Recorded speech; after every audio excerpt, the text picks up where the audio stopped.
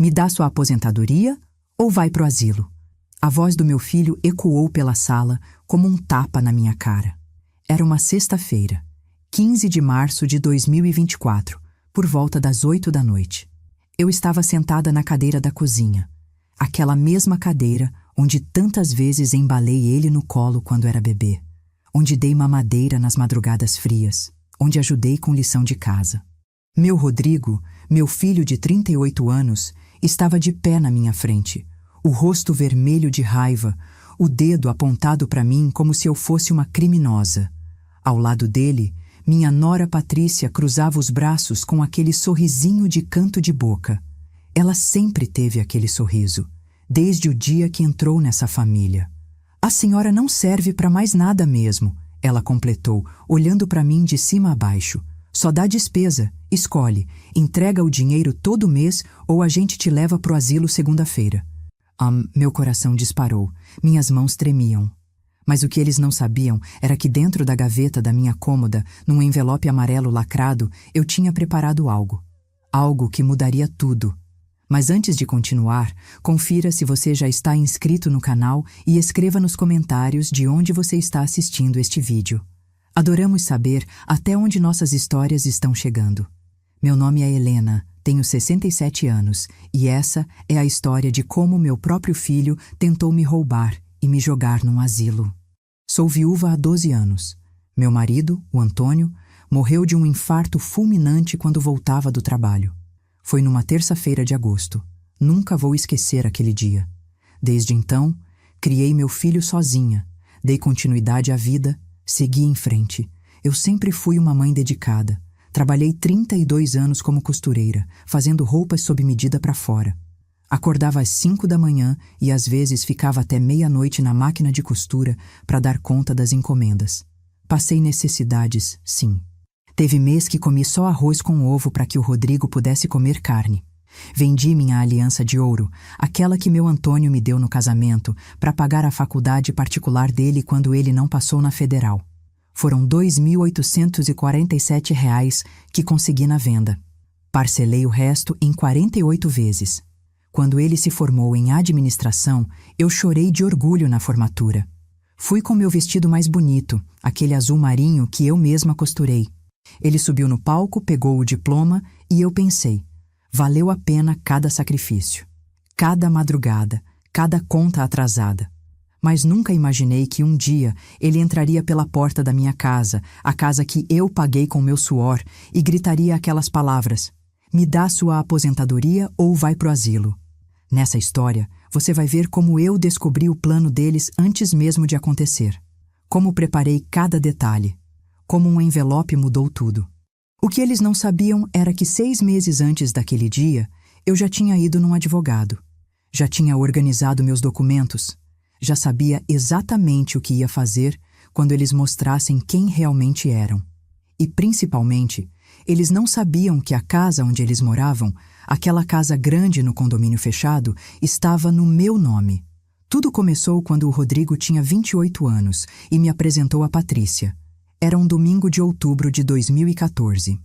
Lembro que fiz um almoço especial, aquele frango assado com batatas que ele sempre amou desde criança.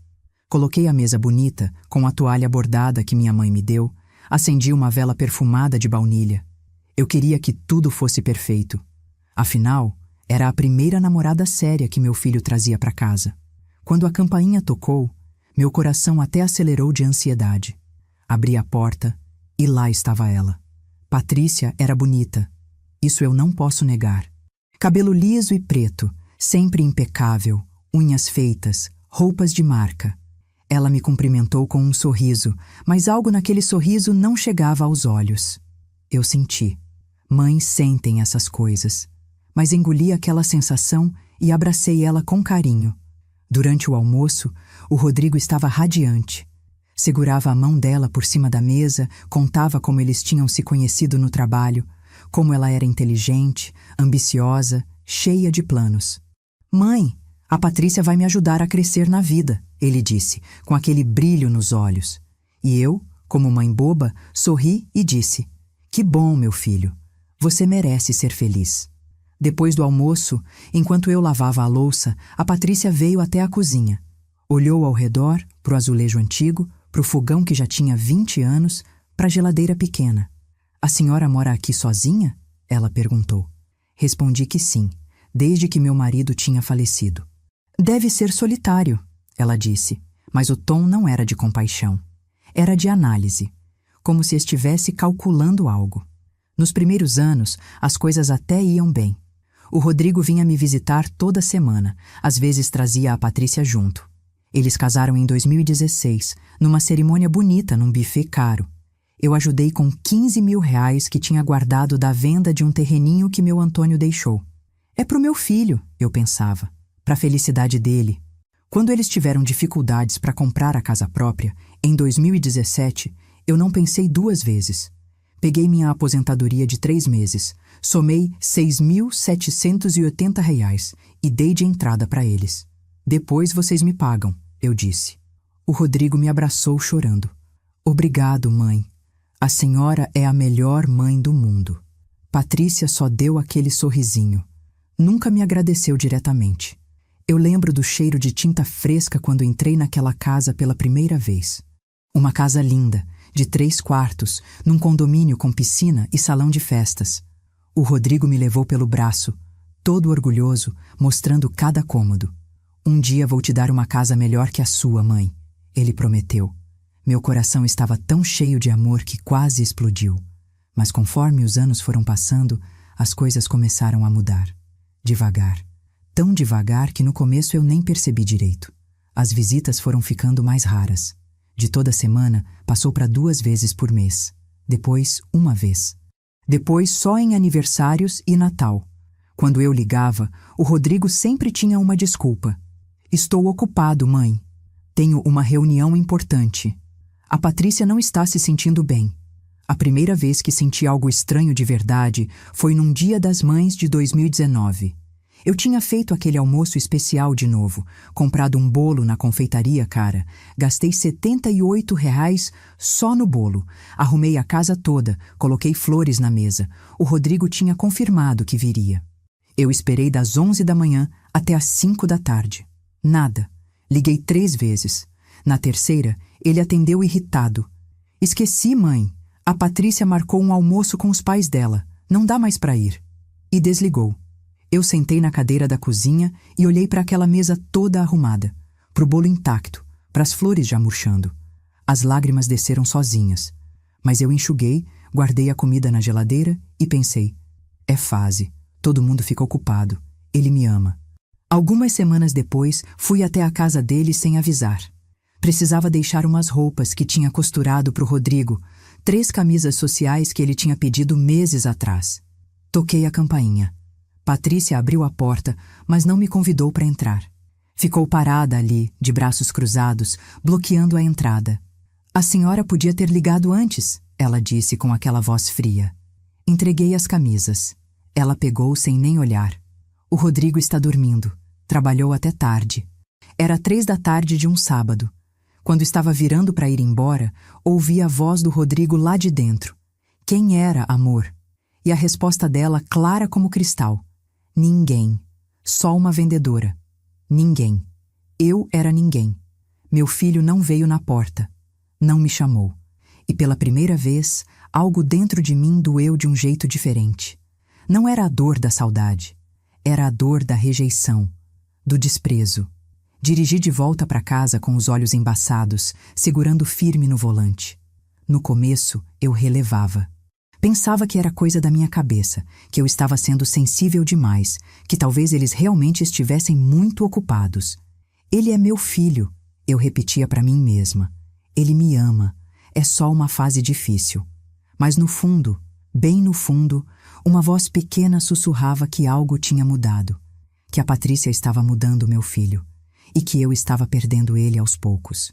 Eu decidi relevar, afinal, eu era mãe. Mães perdoam, mães entendem, mães esperam. Mas eu não imaginava que aquilo era só o começo. 3 meses depois, algo mudou tudo. E foi quando eu comecei a entender que talvez meu filho não fosse mais o menino que eu criei.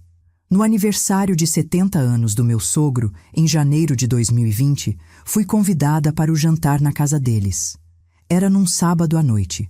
Eu tinha comprado um presente caro, uma camisa polo de marca que custou R$ 247. Me arrumei com capricho, coloquei meu melhor vestido, aquele vinho que uso em ocasiões especiais. Cheguei às 7h30, como tinha sido combinado. Quando entrei, a casa estava cheia. Parentes da Patrícia por todo lado, gente rindo, conversando, bebendo vinho. O Rodrigo me cumprimentou na porta com um abraço rápido, mas estava distraído, olhando para o celular. Oi, mãe, entra aí. Nem me apresentou para ninguém. Fui sozinha até a sala, segurando minha bolsa com força, sentindo aquele aperto no peito de quem não pertence. Procurei um lugar para sentar. Todos os sofás estavam ocupados. Fiquei de pé num canto, perto da estante, tentando sorrir quando alguém passava. Ninguém veio falar comigo. Depois de uns 20 minutos, a Patrícia anunciou que o jantar estava servido. Todo mundo foi para a mesa. Era uma mesa enorme, com 12 lugares. Eu fui junto. Mas quando cheguei perto, a Patrícia me parou. Colocou a mão no meu ombro e disse baixinho, mas não tão baixo assim. Dona Helena, a senhora pode comer na cozinha? É que a mesa está completa, são só para a família mesmo. Família. Eu olhei para os 12 lugares. Olhei para o meu filho sentado ali, com o guardanapo já no colo. Ele ouviu. Eu sei que ele ouviu. Mas ele não falou nada. Só desviou o olhar para o prato vazio na frente dele. Claro, eu respondi, com a voz tremendo. Sem problema. Fui para a cozinha. Sentei num banquinho alto, daqueles de bar, e comi sozinha. Ouvia as risadas vindas da sala de jantar, o tilintar dos talheres, as conversas animadas. E eu ali, com meu prato de isopor descartável, porque nem um prato de verdade me deram, comendo feijão frio enquanto as lágrimas caíam no meu arroz. Fui embora antes da sobremesa. Ninguém percebeu. Semanas depois, em fevereiro, meu aquecedor quebrou. Era inverno e a casa estava gelada. Liguei para o Rodrigo pedindo ajuda. Mãe, eu tô sem tempo agora. Contrata alguém. Expliquei que não tinha dinheiro até o fim do mês, que a aposentadoria já tinha ido toda em remédios e contas. Ele suspirou, daquele jeito irritado. Tá bom. Vou ver o que posso fazer. 3 dias depois, ele apareceu. Mas não veio sozinho. Trouxe um técnico. Enquanto o homem trabalhava no aquecedor, o Rodrigo ficou na sala, olhando ao redor da casa com uma cara estranha. Mãe, essa casa tá ficando velha demais. A senhora não acha? Respondi que era a minha casa, que eu gostava dela assim. Mas dá muito trabalho. Uma senhora da sua idade não devia viver sozinha num lugar desses. É perigoso. O técnico cobrou R$ 380 pelo conserto. Eu não tinha. O Rodrigo pagou, mas fez questão de dizer bem alto. Olha, pai, mais uma despesa que eu tenho com a senhora. Não sei até quando vou conseguir bancar isso tudo. Ele falou como se eu fosse um peso, um fardo, uma obrigação chata. Depois que eles foram embora, eu sentei no sofá e chorei. Não conseguia acreditar que aquele era meu filho, meu Rodrigo, o menino que eu embalei no colo, o menino que eu alimentei com meu próprio suor. Em abril, fiquei doente. Uma gripe forte que me deixou de cama por uma semana. Febre alta, tosse, corpo todo dolorido.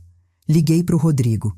Filho, eu tô precisando de ajuda, não consigo nem ir na farmácia. Ele disse que estava muito ocupado no trabalho, mas que ia mandar a Patrícia.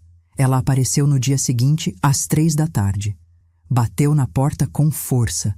Quando abri, ela entrou sem nem cumprimentar, foi direto pro ponto. Onde está a lista do que a senhora precisa? Dei a lista. Ela olhou e bufou. Nossa, quanta coisa! Isso tudo vai dar mais de R$ 200. Expliquei que era necessário, que o médico tinha passado. Tá bom. Mas da próxima vez a senhora se previne melhor, viu?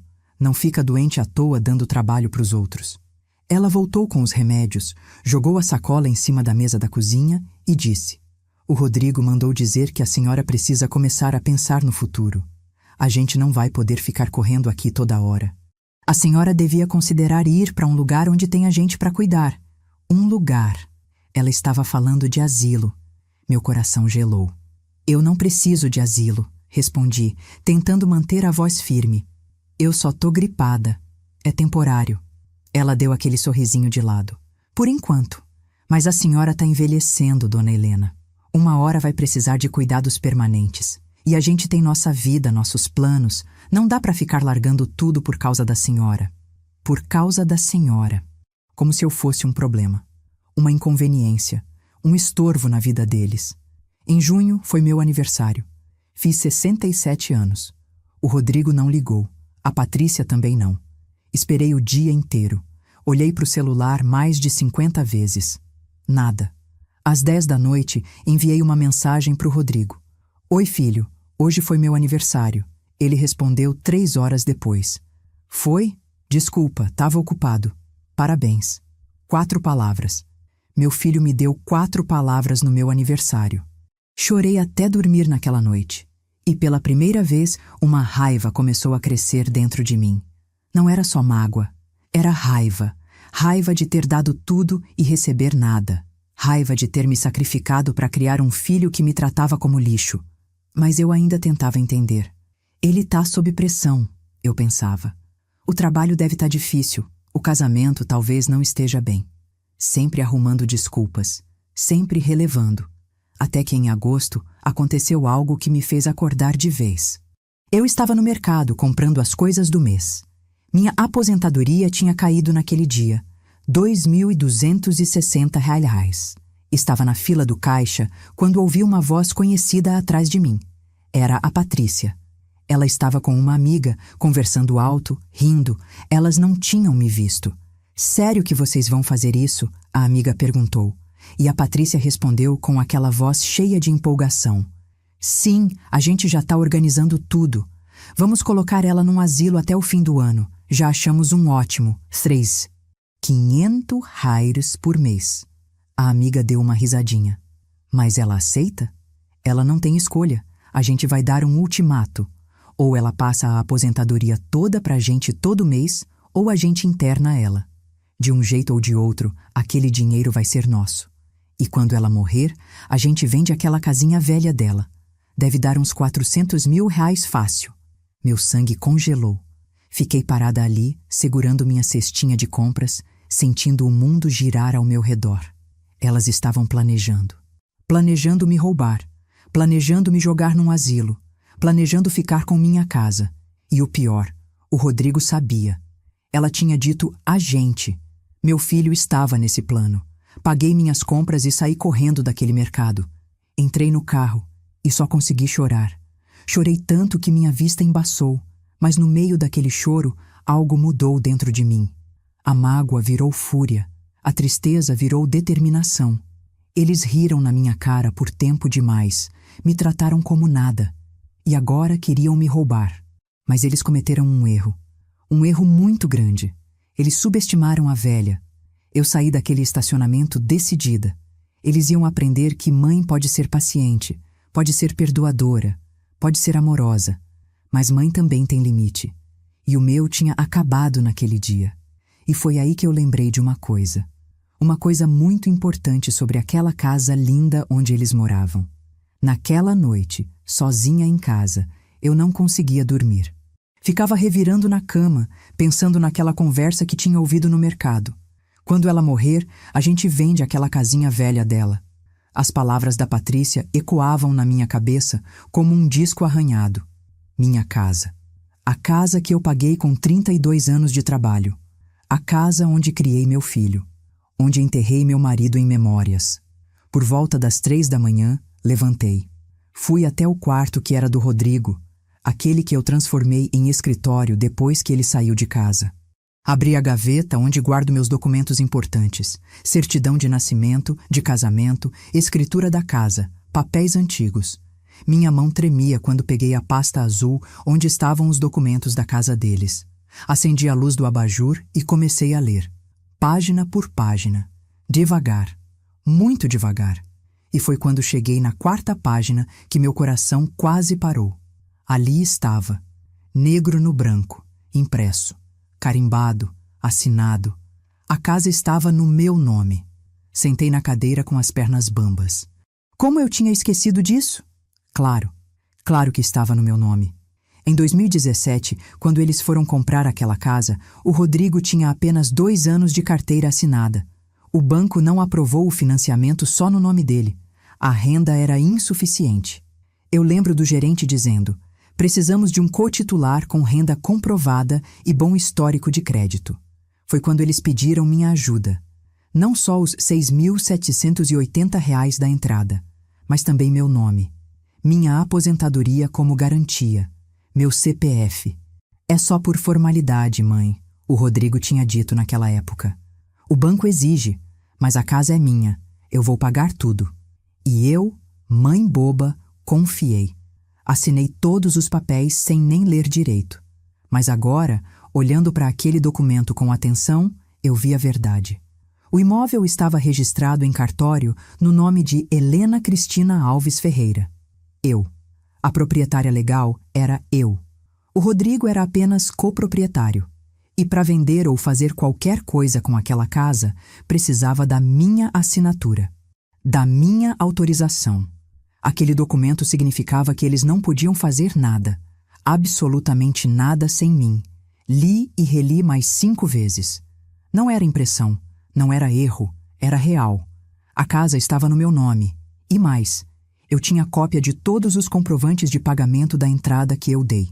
Comprovantes das parcelas que eu ajudei a pagar nos primeiros 6 meses, quando eles estavam com dificuldades. Tudo guardado, tudo organizado, porque eu sempre fui cuidadosa com documentos. Uma sensação estranha tomou conta de mim. Não era alegria exatamente, era algo parecido com poder. Pela primeira vez em meses, eu senti que tinha algo nas mãos. Algo que eles não sabiam que eu tinha. Eles achavam que eu era só uma velhinha boba. Fácil de manipular, fácil de descartar. Mas eles tinham esquecido um detalhe importante. Essa velhinha sabia assinar papéis e sabia ler contratos. No dia seguinte, segunda-feira, acordei às 6 da manhã. Tomei banho, me arrumei, coloquei minha roupa mais formal. Uma calça social preta e uma blusa branca. Passei batom pela primeira vez em semanas. Olhei no espelho e vi uma mulher diferente. Não era mais aquela Helena chorona, coitadinha, implorando por migalhas de atenção do filho. Era outra pessoa. Uma pessoa que tinha sido desrespeitada demais e que agora ia fazer algo a respeito. Peguei todos os documentos, coloquei numa pasta organizada. Escritura, comprovantes, extratos bancários, mensagens guardadas no celular. Tudo. Dirigi até o escritório do Dr. Maurício Tavares, um advogado que uma amiga minha tinha recomendado anos atrás. O escritório ficava na rua 7 de setembro, número 1847, terceiro andar. Cheguei às 8h40. A secretária me recebeu com um sorriso profissional. A senhora tem horário marcado? Respondi que não, mas que era urgente. Ela me pediu para esperar. Sentei naquelas cadeiras de couro da recepção, com minha pasta no colo, o coração batendo forte. Depois de 20 minutos, ela me chamou. Dona Helena, o doutor pode te atender agora. Entrei na sala. O doutor Maurício era um homem de uns 50 e poucos anos, cabelo grisalho, óculos de grau, terno azul marinho impecável. Ele se levantou e apertou minha mão. Bom dia, dona Helena. Em que posso ajudar? A voz era firme, mas gentil. Sentei na cadeira em frente à mesa dele. Respirei fundo e comecei a contar. Contei tudo, desde o começo, o casamento do Rodrigo, a mudança de comportamento, os desrespeitos, a conversa que ouvi no mercado, o plano deles de me colocar num asilo ou roubar minha aposentadoria. Minha voz tremeu algumas vezes, mas não parei. Precisava dizer tudo. Quando terminei, coloquei a pasta em cima da mesa e disse: "E eu tenho isso aqui." Abri e mostrei os documentos, a escritura, os comprovantes, tudo. O doutor Maurício pegou os papéis, colocou os óculos. Começou a ler em silêncio. A cada página, ele fazia pequenos sinais com a cabeça. Depois de uns 10 minutos, ele tirou os óculos, olhou para mim e disse algo que eu nunca vou esquecer. Dona Helena, a senhora tem todos os direitos. Essa casa é legalmente sua. E mais, com base no que a senhora me contou, podemos caracterizar isso como tentativa de apropriação indébita e até coação. Meu coração disparou. O senhor pode me ajudar? Ele sorriu. Um sorriso de quem sabia exatamente o que fazer. Posso sim, e vou. A senhora trouxe tudo o que eu preciso. Agora me deixa cuidar da parte legal. Conversamos por mais 1 hora. Ele explicou meus direitos.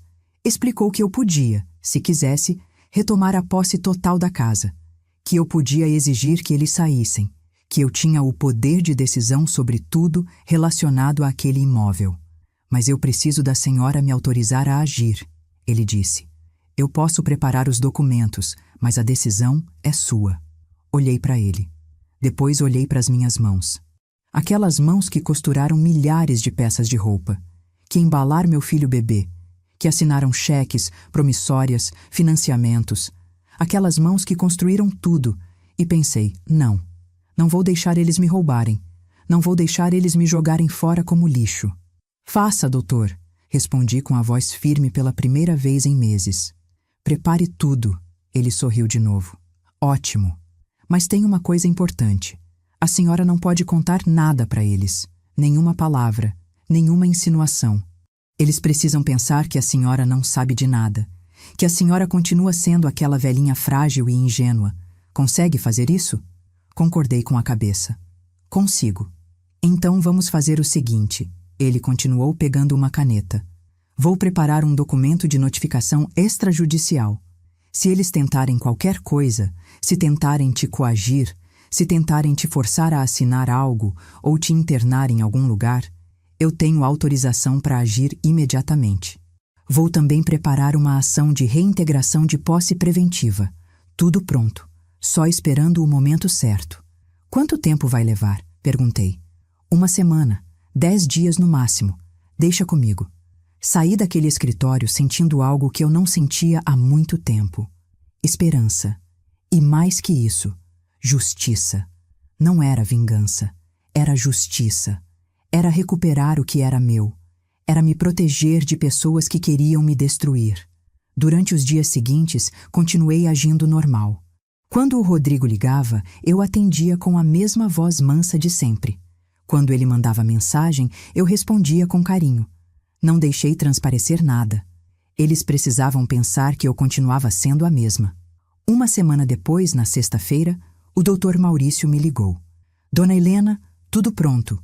Os documentos estão todos assinados e registrados. A senhora tem cópia de tudo. Agora é só esperar. Esperar o quê? Perguntei. Esperar eles mostrarem as garras. Quando isso acontecer, a senhora me liga. Imediatamente. E eu cuido do resto. Desliguei o telefone e fui até meu quarto. Abri a gaveta da cômoda. Lá dentro estava um envelope amarelo. Um envelope grande, lacrado, com todos os documentos dentro. A escritura, a autorização do advogado, a notificação pronta, o processo preparado. Tudo. Peguei aquele envelope nas mãos. Ele era leve, mas parecia pesar toneladas, porque dentro dele estava meu futuro, minha proteção, minha defesa contra as pessoas que eu mais amava no mundo e que agora queriam me destruir. Coloquei o envelope de volta na gaveta. Fechei devagar e pensei, eles não fazem ideia do que está prestes a acontecer. 2 semanas depois, numa sexta-feira à noite, a campainha da minha casa tocou. Eram 8h15. Abri a porta e lá estavam eles. Rodrigo e Patrícia. Os rostos sérios, determinados. Mãe, precisamos conversar, o Rodrigo disse, entrando sem pedir licença. Meu coração acelerou, mas mantive a calma. Claro, filho. Entra. Eles entraram, sentaram no sofá. E foi quando tudo começou. Respirei fundo antes de fechar a porta. Minhas mãos estavam geladas, mas mantive o rosto calmo. Eles se sentaram no sofá da sala, o mesmo sofá onde tantas vezes eu embalei o Rodrigo quando ele era pequeno.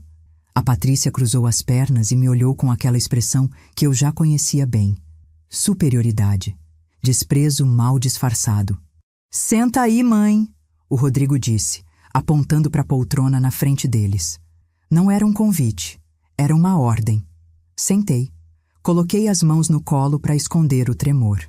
Meu coração batia tão forte que eu tinha certeza que eles podiam ouvir. O Rodrigo olhou para Patrícia. Ela deu um aceno de cabeça, como se estivesse autorizando ele a começar. Ele se inclinou para frente, apoiando os cotovelos nos joelhos, e começou. Mãe, A gente veio aqui porque precisa ter uma conversa séria. Uma conversa de adultos. Fiquei em silêncio, esperando. A situação é a seguinte, ele continuou, a voz ficando mais dura. A senhora está envelhecendo, isso é um fato. E essa casa aqui está virando um problema. É grande demais para a senhora cuidar sozinha. É perigosa. A senhora pode cair, pode se machucar, pode acontecer qualquer coisa e ninguém vai saber. A Patrícia entrou na conversa com aquele tom falso de preocupação. A gente está preocupado com a senhora, dona Helena. De verdade. Por isso a gente pesquisou e achou um lugar maravilhoso. Um lar para idosos. Tem enfermeiras 24 horas, comida boa, atividades, outras pessoas da idade da senhora. A senhora vai adorar. Um lar para idosos. Asilo. A palavra que eles evitavam dizer. Eu não quero ir para lugar nenhum, respondi, tentando manter a voz firme. Eu tô bem aqui na minha casa. O rosto do Rodrigo endureceu. Ele se levantou do sofá, começou a andar pela sala. Mãe, a senhora não está entendendo. Isso não é uma sugestão. É uma decisão. A gente já visitou o lugar, já conversou com a diretora, é um lugar ótimo e só custa 3.500 reais por mês. Eu não tenho esse dinheiro, respondi. Foi quando a Patrícia sorriu, aquele sorriso. Mas tem, dona Helena. A senhora tem a aposentadoria, 2.260 reais por mês. E a gente pode completar o resto, mas aí a senhora vai ter que passar a aposentadoria toda para a gente administrar. É o mais sensato. Administrar. Que palavra bonita para roubo. E se eu não quiser? Perguntei. Minha voz saiu mais firme do que eu esperava. O Rodrigo parou de andar. Virou para mim, e o que eu vi no rosto dele me arrepiou. Não tinha mais nada do meu menino ali. Era um estranho com raiva. Então a gente vai ter que tomar uma atitude mais drástica, mãe. A gente pode entrar com um pedido de interdição, alegar que a senhora não tem mais condições mentais de cuidar de si mesma. Meu sangue gelou. Vocês não fariam isso. Faríamos, a Patrícia disse, se levantando também. A gente tem até testemunhas. Vizinhos que podem confirmar que a senhora anda confusa, esquecida. A gente só não quer chegar nesse ponto, por isso tô dando essa opção para a senhora. Essa opção, como se fosse um favor. O Rodrigo se aproximou de mim, ficou de pé na minha frente, me olhando de cima para baixo. Olha, mãe, vou ser bem direto porque a senhora precisa entender a realidade. A senhora não serve para mais nada, a senhora é velha, é um peso, dá só despesa. A gente tem nossa vida, nossos planos, e a senhora está atrapalhando. Cada palavra era uma facada, mas eu não desviei o olhar. A gente cuidou da senhora até agora, ele continuou, a voz subindo. Pagamos suas contas, seus remédios, seus consertos. Agora chegou a hora da senhora retribuir. É simples. Ou a senhora passa sua aposentadoria pra gente todo mês e vai pro lar de idosos boazinha, ou a gente faz isso na justiça e a senhora perde tudo de qualquer jeito, inclusive essa casa. Foi aí que a Patrícia se aproximou também. Os dois estavam em pé, me cercando. Ela cruzou os braços e disse com aquela voz fria e calculada. E quando a senhora morrer, essa casinha velha vai ser vendida. A gente já consultou uma imobiliária. Vale uns 420 mil reais. Com esse dinheiro, a gente vai conseguir quitar nossa casa e ainda sobra para fazer uma reforma. Ela tinha acabado de confessar tudo. Na minha cara. Sem medo, sem vergonha. Então, o Rodrigo perguntou, puxando um papel do bolso. A senhora assina aqui autorizando a transferência mensal da aposentadoria ou a gente resolve na justiça? Ele colocou o papel na mesinha de centro. Era uma autorização bancária, já preenchida. Só faltava minha assinatura. Olhei para aquele papel. Depois olhei para eles. E algo dentro de mim se acendeu. Não era mais medo. Não era mais tristeza. Era uma força que eu nem sabia que tinha. Levantei da poltrona. Devagar. Olhei para o meu filho nos olhos. Eu não vou assinar nada. A cara dele ficou vermelha. Como é que é? Eu disse que não vou assinar, repeti mais alto. E vocês não vão me colocar em asilo nenhum. E sabe por quê? A Patrícia deu uma risadinha nervosa. Por quê, dona Helena? A senhora vai fazer o quê? Chamar a polícia? Eles não vão fazer nada. A senhora é velha, confusa. Ninguém vai acreditar na senhora. Não vou chamar a polícia, respondi me virando para ir até o quarto. Mas vou mostrar uma coisa para vocês. Fui até o meu quarto. Abri a gaveta da cômoda. Peguei o envelope amarelo. Minhas mãos não tremiam mais. Voltei para a sala. Eles estavam me olhando com cara de deboche, como se eu fosse fazer alguma coisa ridícula. Coloquei o envelope em cima da mesinha de centro, bem em cima do papel deles. O que é isso? O Rodrigo perguntou. Abre, respondi. Ele pegou o envelope. Rasgou a parte de cima. Tirou os documentos de dentro. Começou a ler. Eu via o rosto dele mudando. De deboche para confusão. De confusão para surpresa. De surpresa para choque.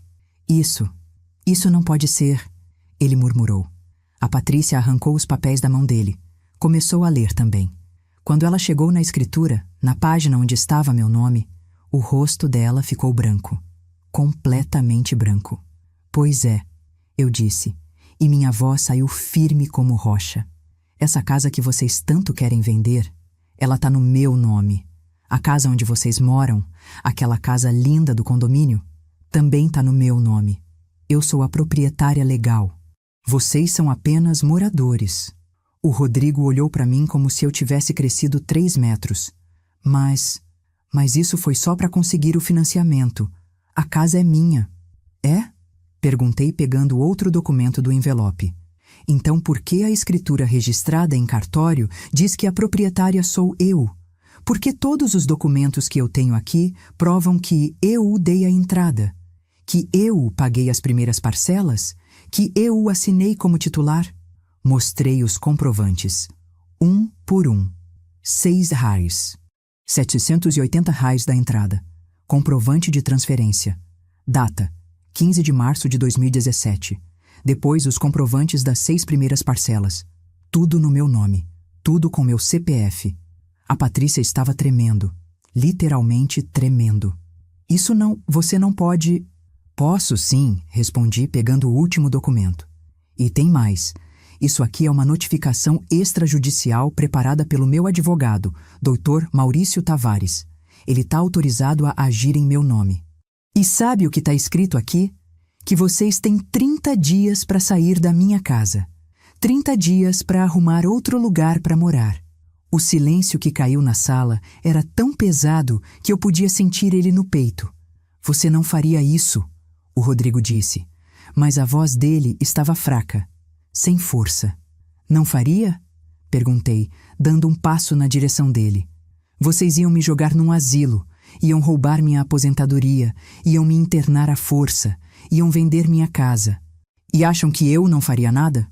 Olhei bem nos olhos dele, nos olhos do filho que eu criei, e disse cada palavra com calma, com força, com dignidade.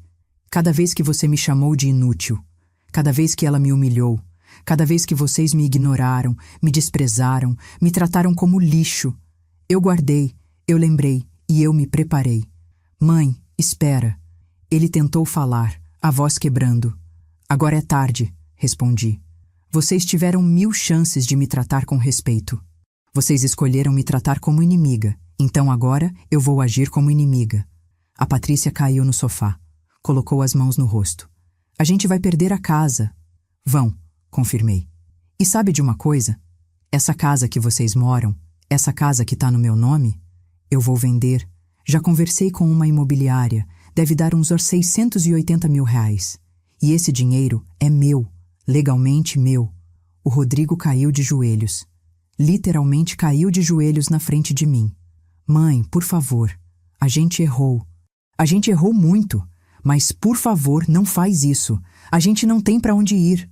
Olhei para ele ali, de joelhos, implorando. A mesma pessoa que 20 minutos atrás estava me ameaçando, me humilhando, me chamando de peso. Deviam ter pensado nisso antes, respondi. Agora levantem e saiam da minha casa. Vocês têm 30 dias. Depois disso, se ainda estiverem lá, meu advogado vai tomar as medidas legais cabíveis.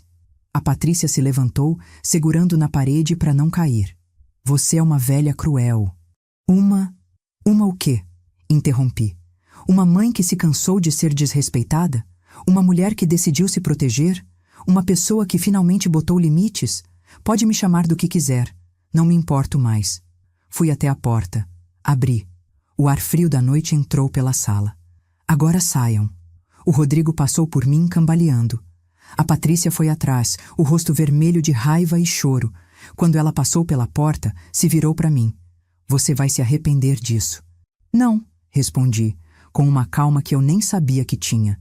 Quem vai se arrepender são vocês, porque perderam a única pessoa que realmente amava vocês incondicionalmente. Fechei a porta. Fiquei ali, parada, encostada na porta, ouvindo o barulho do carro deles indo embora.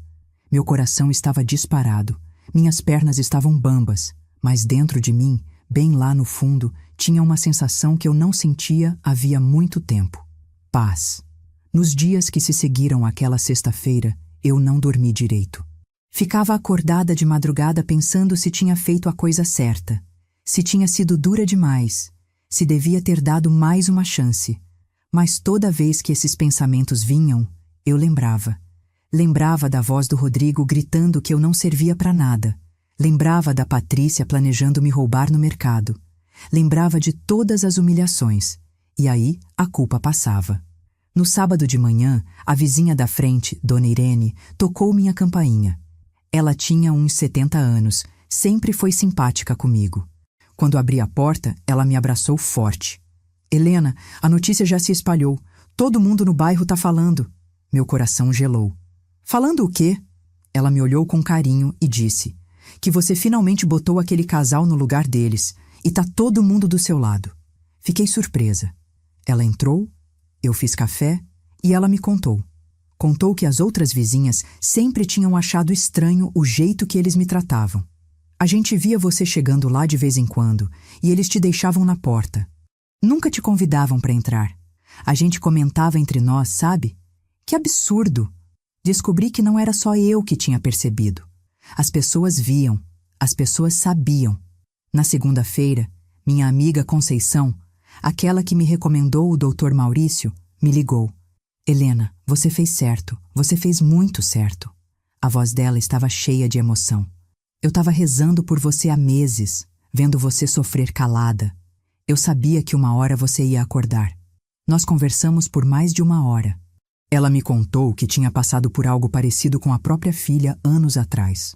É doloroso, ela disse, mas necessário. A gente não pode deixar ninguém nos destruir, mesmo que seja nosso próprio sangue. No meio da semana, recebi uma ligação do Dr. Maurício.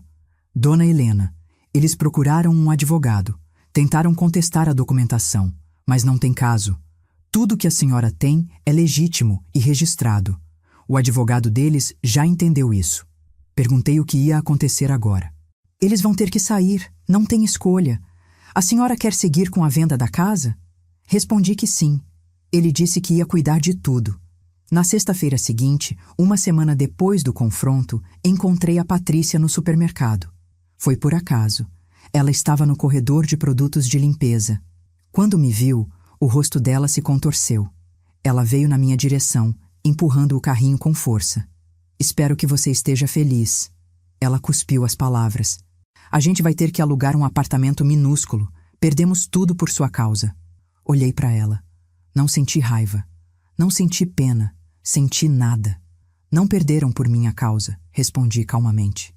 Perderam porque escolheram me tratar como lixo, porque planejaram me roubar, porque esqueceram que eu também sou gente, que eu também mereço respeito. Ela abriu a boca para responder, mas eu continuei. E sabe qual é a diferença entre eu e vocês? Eu dei tudo por amor. Tudo que fiz pelo Rodrigo foi de coração aberto. Vocês só pensaram em dinheiro, enquanto podiam tirar de mim.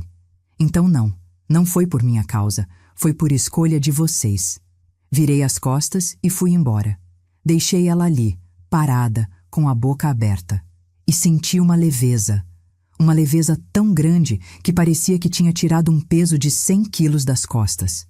Pela primeira vez em anos, eu respirei aliviada. Acordava de manhã sem aquele nó no estômago. Sem aquela ansiedade de esperar uma ligação que nunca vinha. Sem aquela sensação de não ser boa o suficiente. Comecei a dormir melhor. Minha pressão, que andava alta, começou a baixar. Até meu apetite voltou. Voltei a costurar. Montei minha máquina de novo, aquela que tinha ficado encostada por meses. Comecei a fazer roupas para vender numa feira de artesanato que acontece todo sábado na praça. Conheci um grupo de mulheres da minha idade que também vendiam artesanato. Elas me receberam de braços abertos. A gente começou a tomar café junto depois da feira, a rir, a conversar sobre tudo. Pela primeira vez em muito tempo, eu tinha amigas de verdade. A Conceição me apresentou ao grupo de oração da igreja dela. Eu nunca tinha sido muito religiosa, mas resolvi ir. E me apaixonei. Não pela religião em si, mas pelas pessoas. Gente boa, gente acolhedora. Gente que me olhava nos olhos quando conversava comigo. Que me perguntava como eu estava de verdade. Que me abraçava com carinho verdadeiro. Comecei a sair mais. Fui no cinema pela primeira vez em anos. Assisti um filme que eu escolhi, comi pipoca, tomei refrigerante, sozinha. E foi libertador. Não precisava pedir permissão para ninguém. Não precisava esperar alguém ter tempo para mim. Eu podia simplesmente ir. Uma das mulheres da feira, a Marta, me convidou para ir na casa dela num domingo. Conheci a família dela. Filhos, netos, genro, nora, todo mundo junto. E sabe o que me impressionou? O respeito. A nora dela ajudava na cozinha conversando com ela de igual para igual. Os filhos perguntavam a opinião dela sobre tudo. Os netos corriam para abraçar a avó. Eu sentei naquela mesa e pensei, é assim que devia ser. É isso que eu merecia ter. A venda da casa do Rodrigo e da Patrícia foi concluída em 45 dias. O Dr. Maurício cuidou de tudo. O valor final foi R$675 mil. Depois de pagar as dívidas que ainda tinham no financiamento e os custos do processo, sobrou R$534 mil. Dinheiro limpo, dinheiro meu. Eu depositei esse dinheiro numa aplicação que o gerente do banco me recomendou. Rendia R$4.200 por mês. Somado com minha aposentadoria, eu tinha R$6.460 todo mês. Pela primeira vez na vida, eu tinha dinheiro sobrando. Podia comprar o que quisesse, podia ajudar quem eu quisesse, podia viver sem apertar. Reformei minha casa, pintei tudo. Troquei os móveis velhos, comprei uma televisão nova daquelas grandes e modernas. Arrumei o jardim, coloquei flores coloridas. Minha casa voltou a ter vida, voltou a ter cor. Soube por terceiros que o Rodrigo e a Patrícia tiveram que alugar um apartamento de 2 quartos na Zona Leste, longe do condomínio bonito onde moravam. O aluguel era R$2.100 por mês. Eles estavam apertados financeiramente. Muito apertados. A Conceição me contou que viu o Rodrigo num posto de gasolina. Ele estava com olheiras, barba por fazer, carro sujo. Ele parecia destroçado, Helena, ela me disse. Senti um aperto no peito. Por mais que ele tivesse me machucado, ainda era meu filho. Mas o aperto passou rápido, porque eu lembrei, ele fez escolhas, e escolhas têm consequências. 2 meses depois do confronto, num domingo de tarde, a campainha tocou. Quando abri a porta, era o Rodrigo, sozinho, sem a Patrícia. Ele estava diferente, mais magro, cabelo desgrenhado, olhos vermelhos. Mãe, eu posso entrar? A voz dele estava quebrada. Fiquei parada por alguns segundos, pensando. Meu coração batia forte. Parte de mim queria abraçar ele. Parte de mim queria fechar a porta na cara dele. Pode, respondi, abrindo a porta. Ele entrou e ficou parado na sala, olhando ao redor. Viu as mudanças. A pintura nova, os móveis novos. A casa tá bonita, ele murmurou. Não respondi. Só esperei. Ele se virou para mim e foi quando eu vi. Lágrimas descendo pelo rosto dele. Mãe, eu errei. Eu errei muito. Eu não sei o que aconteceu comigo. Eu me perdi. Sentei na poltrona. Ele sentou no sofá. Mantive distância. Me perdi não, Rodrigo.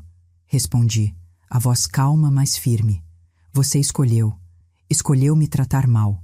Escolheu planejar me roubar. Escolheu deixar aquela mulher me humilhar. Foram escolhas conscientes. Eu sei, ele soluçou. Eu sei, e eu vou me arrepender disso pelo resto da vida. A Patrícia, ela me influenciou muito. Mas isso não é desculpa. Eu sou adulto. Eu sabia o que estava fazendo, e eu machuquei a única pessoa que sempre me amou de verdade. Ficamos em silêncio por alguns minutos. Só o som do relógio na parede. Eu olhava para ele e via o menino que eu criei. Mas também via o homem que me destroçou. "Por que você veio aqui?" perguntei. "Porque eu precisava te pedir perdão", ele respondeu, limpando as lágrimas com as costas da mão. "Eu não espero que você me perdoe. Não espero que a gente volte a ser o que era. Eu sei que destruí isso. Mas eu precisava olhar nos seus olhos e dizer: 'Me desculpa, mãe, por tudo.'" Olhei para ele, respirei fundo. "Rodrigo, eu criei você com amor, dei tudo o que eu tinha, e você me retribuiu com crueldade. Isso dói de um jeito que você nunca vai entender. Mas sabe de uma coisa? Eu não te odeio, não guardo raiva, porque guardar raiva só machucaria a mim mesma." Ele levantou o olhar, esperançoso. "Mas", continuei, "perdoar não significa esquecer, e não significa voltar a ser como era. Você quebrou minha confiança, quebrou meu coração, e isso não se conserta com um pedido de desculpas. Talvez um dia, com tempo, com ações verdadeiras de mudança, a gente consiga reconstruir alguma coisa. Mas hoje eu preciso cuidar de mim, preciso me proteger, e isso significa manter distância." Ele assentiu, chorando. Levantou, caminhou até a porta. Antes de sair, se virou. "Eu te amo, mãe. Sempre amei, mesmo quando não demonstrei." E saiu. Fechei a porta. Sentei no sofá. Chorei. Chorei por tudo que perdi, por tudo que poderia ter sido e não foi. Mas também senti algo diferente. Senti que tinha fechado um ciclo, que tinha me libertado de uma prisão emocional que eu mesma tinha construído. E pela primeira vez, eu estava em paz. De verdade. Olhando para trás, eu entendo que nada disso foi culpa minha. Durante muito tempo, eu achei que tinha feito algo errado, que não tinha sido boa o suficiente. Que se eu tivesse me sacrificado mais, amado mais, dado mais, talvez as coisas fossem diferentes. Mas não. A verdade é que algumas pessoas vão te desrespeitar, não importa o quanto você dê, não importa o quanto você se humilhe, não importa quantas vezes você perdoe. E quando você percebe isso, quando finalmente abre os olhos, você tem duas escolhas: continuar aceitando ou se levantar e dizer basta. Hoje eu sei que não foi minha culpa. Eu fiz o melhor que pude com o que tinha. Criei meu filho com amor, com dedicação, com sacrifício. Se ele escolheu me tratar mal, se ele escolheu planejar me roubar, isso fala sobre o caráter dele, não sobre o meu. Aprendi que respeito não se negocia, que amor verdadeiro não humilha, que família não é quem compartilha seu sangue, mas quem honra sua presença. E aprendi que mãe não é capacho. Mãe merece respeito, merece dignidade, merece viver em paz. Hoje eu acordo sem aquele peso no peito. Tomo meu café olhando para as flores do jardim. Costuro minhas roupas ouvindo música. Saio com minhas amigas e rio de verdade. E sabe de uma coisa? Eu sou feliz. Feliz de um jeito que eu não era há muito tempo. Porque finalmente eu aprendi a me colocar em primeiro lugar. A me proteger. A dizer não. E isso não me faz egoísta. Isso me faz sábia. Se você está passando por algo parecido, se tem um filho, uma filha, um genro, uma nora que te desrespeita, que te humilha, que te trata como peso, eu quero que você saiba. Você não está sozinha. Você não merece isso. Você tem valor. Você tem direitos. Tenha limites claros e não tenha medo de fazer valer esses limites. Proteja-se legalmente se for necessário. Documente tudo. Guarde provas. E nunca deixe ninguém te convencer de que você não tem poder. Porque você tem. Mais do que você imagina. Você merece respeito. Você merece amor verdadeiro. Você merece paz. E nunca é tarde para recomeçar. Nunca é tarde para escolher você mesma. Eu escolhi. E hoje eu vivo em paz. Se essa história tocou seu coração, deixe um comentário contando sua experiência. Compartilhe com alguém que precisa ouvir isso. Se inscreva no canal e ative o sininho para não perder as próximas histórias. E lembre-se, quem planta desrespeito, colhe solidão. Sempre.